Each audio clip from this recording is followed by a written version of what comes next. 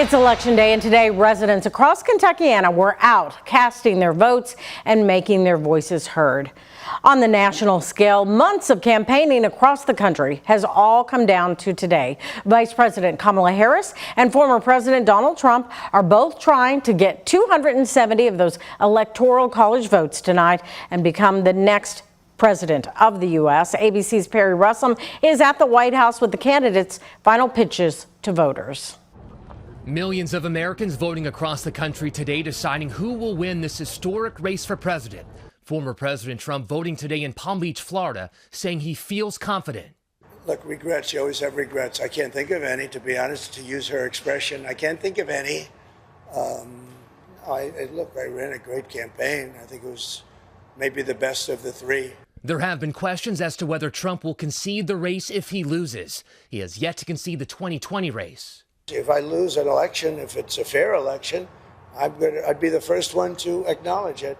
Vice President Kamala Harris voting by mail, casting her ballot days ago. Harris speaking to radio station V103 in Atlanta. I think this is an inflection point in terms of this is a moment where we have two very different visions of the future of our nation, and mine is focused on progress. Both campaigns spending the final days of this race in Pennsylvania. The Commonwealth could decide this race. A judge extending voting hours by 2 hours in Cambria County in southwestern Pennsylvania after technical issues.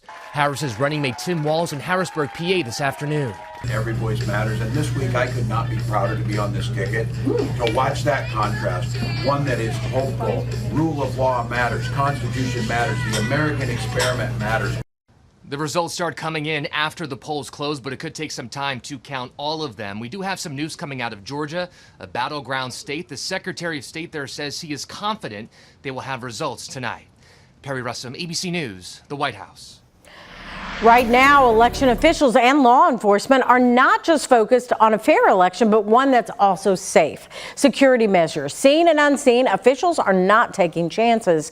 At this polling site in Maricopa County, Arizona, ballot workers are met with surveillance cameras, iron fences, even metal detectors as they plan to enlist snipers on rooftops. The Sheriff's Department ready to patrol on horseback. And in Georgia, 2 voting locations were briefly evacuated in Fulton County after receiving non-credible bomb threats that officials believe were from Russia. We pretty well dispelled that very quickly, but we want to make sure everything stays safe.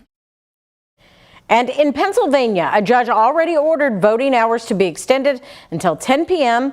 in Cambria County after the location experienced technical issues. This as officials are also bracing for what comes after the election. At least 339 National Guard personnel across 15 states have been activated, ready to help state governments with cybersecurity efforts or protests.